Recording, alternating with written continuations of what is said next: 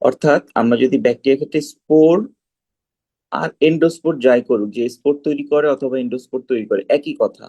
এটা একবার পরীক্ষায় আসছিল, বুঝছেন? এটা কেন আসে? এটা হচ্ছে এই যে আপনার মাইকোলজি থেকে, ফাঙ্গাসের থেকে তুলনা করে আসে। ফাঙ্গাসের যে স্পোর গুলো আছে সেগুলো এক্সোস্পোর। এক্সোস্পোর কথার অর্থ কি? এটা যদি একটা ফাঙ্গাস হয়, অথবা আমি যদি একটা হাইপি আঁকি, এটা যদি একটা ফাঙ্গাস হয়, এই ফাঙ্গাস গুলা কি করে? এরকম করে স্পোর তৈরি করে। প্রকৃতিতে স্পোর এরকম তৈরি করে, বিভিন্ন জায়গায় ফেলে স্পোর তৈরি করে। কেন তৈরি করে? কারণ এগুলা দুইটা ফাংশন আছে। এগুলা থেকে, স্পোর থেকে জার্মিনেট হয়ে আবার নতুন ফাঙ্গাস তৈরি হয়।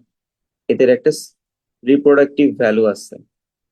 এক্সোস্পোর মানে কি? এক্সো মানে হচ্ছে বাইরে, তার মানে ফাঙ্গাস, এটা হচ্ছে ফাঙ্গাস, আর ফাঙ্গাসের বাইরে এটা সিক্রেট হচ্ছে। এটাকে বলা হয় এক্সোস্পোর ফাঙ্গাসের জন্য। আর আমাদের ব্যাকটেরিয়ার যে স্পোর, এটাকে বলে এন্ডোস্পোর। কেন এন্ডোস্পোর বলা হয়? কারণ আমরা জানি এই স্পোরের মধ্যে ব্যাকটেরিয়া ইটসেলফ ঘরের মধ্যে বসে থাকে। তাহলে এটা হচ্ছে ওর নিজস্ব পার্ট একটা। জাস্ট এই কাভারিংটা সার্ভাইভালের জন্য সে তৈরি করে, এটা কোনো তার রিপ্রোডাকশন কোনো ভ্যালু নাই, হ্যাঁ, এই কারণে। তাহলে এই যে কথাগুলো, এই কথাগুলো একটু মনে রাখি। স্পোর্ট। তাহলে আমরা ক্লস্ট্রিডিয়াম এর ক্ষেত্রে বলতেছিলাম যে ব্যাপারগুলো এটা। আর আপনারা জেনারেল ব্যাকটেরিওলজি পড়ার সময় অবশ্যই ক্লাসিফিকেশনটা সুন্দর করে পড়বেন। এবং ক্লাসিফিকেশনটা অবশ্যই শুরু করবেন এই কোণা থেকে। কোণা থেকে কি শুরু করবেন?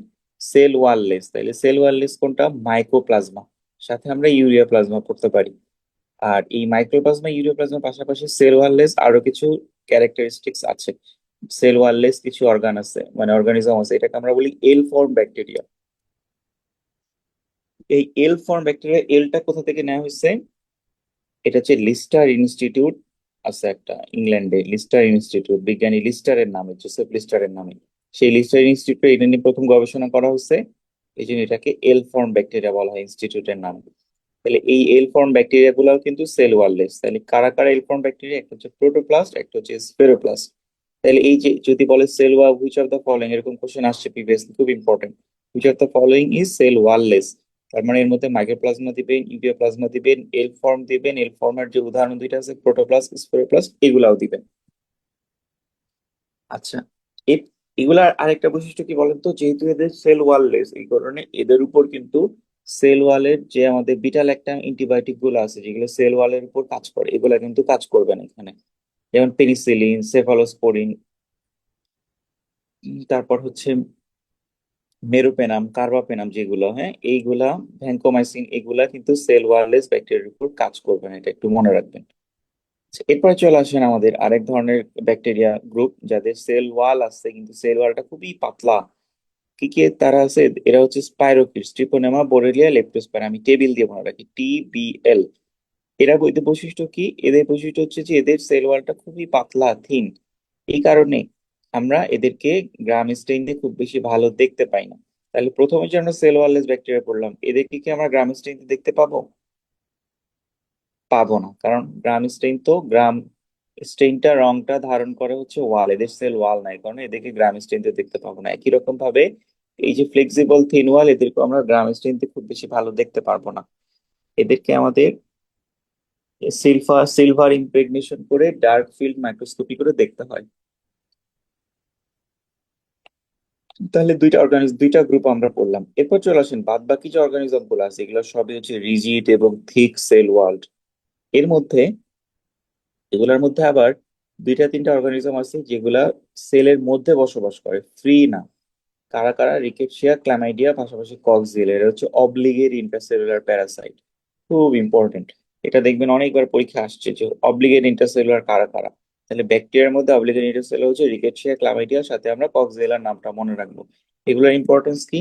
এগুলোর ইম্পর্টেন্স হচ্ছে এগুলাও আমরা গ্রাম স্টেইন দিয়ে দেখতে পাবো না, কারণ এগুলা সেলের মধ্যে বসে থাকে, গ্রাম স্টেইন সেলের মধ্যে বাইরে থেকে ঢুকতে পারে না। তাহলে আমরা অনেকগুলো পাইলাম, তাদেরকে আমরা গ্রাম স্টেইন দেখতে পারবো না, এটা অনেক বেশি ইম্পর্টেন্ট একটা কোশ্চেন। পাশাপাশি এই যে ফ্রি, নন ফ্রি লিভিং, এদেরকে আমরা কি দিয়ে দেখি? জিমসা স্টেইন দিয়ে দেখি, হ্যাঁ, ক্রিকেট শিখলাম আইডিয়া।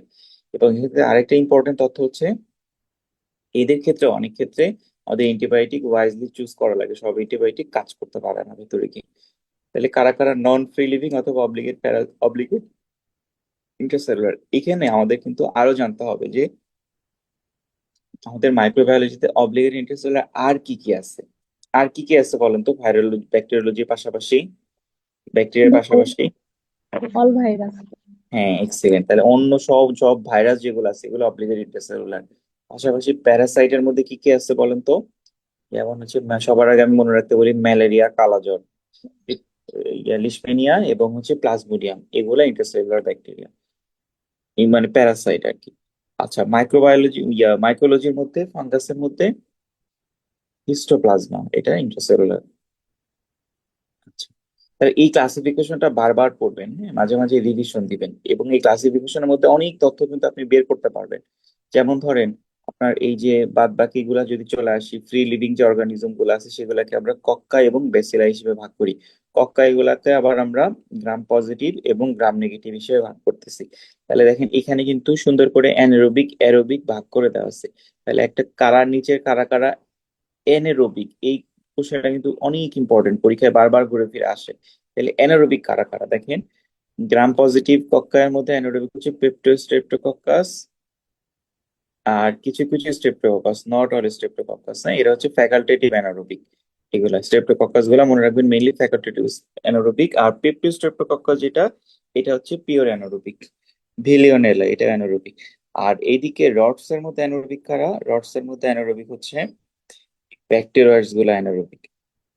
বেশিরভাগ ব্যাকটেরিয়াই মনে রাখবেন ফ্যাকাল্টেটিভ অ্যানারোবিক, মানে ওরা অক্সিজেনের উপস্থিতিতে কাজ করে মেইনলি, পাশাপাশি অক্সিজেন যদি না থাকে তাহলে ওরা কাজ করতে পারে। এই যে দেখেন গ্রাম নেগেটিভ রডস এর যে বিশাল উদাহরণ আছে, আমাদের এন্টেরোব্যাকটেরিসি যেগুলাকে বলি, এগুলা সব, পাশাপাশি অন্য যেগুলা কার্ভড ইউনিট, এগুলা সবই হচ্ছে ফ্যাকাল্টেটিভ অ্যানারোবিক। তাহলে এর মধ্যে একটা ইম্পর্টেন্ট কোশ্চেন হচ্ছে ভাইয়া, যে, ফ্যাকাল্টেটিভ অ্যারোব বলে কিছু আছে? না আপু, ফ্যাকাল্টেটিভ অ্যারোব বলে কিছু নাই, ওই অ্যানারোবিক গুলাকেই ফ্যাকাল্টেটিভ মানে অ্যানারোবিক হিসেবেই বলা হয়। মানে অক্সিজেনের উপস্থিতিতেও বাঁচে, অক্সিজেন না থাকলেও বাঁচে, এটা হচ্ছে মানে তাহলে ফ্যাকাল্টেটিভ। কাদেরকে বলবো ফ্যাকাল্টেটিভ অ্যানারোবিক? এই যে আপু দেওয়া আছে, সবার আগে মনে রাখবেন যে ইকোলাই, অর্থাৎ এন্টেরোব্যাকটেরিয়াসি যেগুলা সেগুলা, ইকোলাই, সালমোনেলা, শিগেলা, প্রোটিয়াস, ক্লেপশিলা, এগুলা পাশাপাশি হচ্ছে ক্যাম্পাইলোব্যাক্টেরিয়া, হেলিকোব্যাক্টার, ভিব্রিও, তারপর হচ্ছে ব্রুসেলা, ফ্রান্সিসেলা, অর্থাৎ আমরা যে শেষের দিকে যে সিস্টেমিক ব্যাকটেরিওলজিতে আমরা শেষের দিকে যে অর্গানিজম গুলো পড়ি, সেগুলো সব হচ্ছে ফ্যাকাল্টেটিভ অ্যানারোবিক। ফ্যাকাল্টেটিভ অ্যানারোবিক বাদে অন্য যে ব্যাকটেরিয়া গুলো আছে সেগুলো কিন্তু আপনাদের আলাদা করে পড়তে হয়। কিরকম? যেমন অব্লিগেট অ্যারোব কারা, অব্লিগেট অ্যারোব অর্থাৎ অক্সিজেন ছাড়া বাঁচতেই পারবে না, মারা যাবে কারা, এটা কিন্তু আমরা একটা নিমোনিক দিয়ে পড়ি। কি দিয়ে পড়ি বলেন তো? বিএনপি টিবি দিয়ে পড়ি। বিএনপি দিয়ে দেখেন বর্ডেটেলা, তারপর হচ্ছে নোকার্ডিয়া, সিডোমোনাস, টিবিতে হচ্ছে মাইক্রোব্যাকটেরিয়াম টিউবারকুলোসিস, এগুলো হচ্ছে অব্লিগেট অ্যারোব। এটা একটা টেবিল আছে, হ্যাঁ, আপনাদের সুন্দর করে পড়বেন এখান থেকে জেনারেল ব্যাকটেরিওলজিতে। অব্লিগেট অ্যারোবটা আলাদা করে আপনাকে পড়তে হবে, প্লাস অ্যানারোবিক কারা, এটাও আপনাকে আলাদা করে পড়তে হবে, কারণ অ্যানারোবিক কারা নিচের এখানে অনেকবার কোশ্চেন আসছে। অব্লিগেট অ্যারোব গুলা ইউজুয়ালি আলাদা করে পরীক্ষা আসে নাই, কিন্তু ইন্ডিভিজুয়াল যখন কোশ্চেন আসে সিরোমোনাস সম্পর্কে, তখন দেখবে ইনভেরিয়েবলি দিয়ে দিবে যে এটা মাইক্রো অ্যারোফিলিক, তারপর হচ্ছে অ্যানারোবিক, তখন আপনাকে জানতে হবে যে সিরোমোনাস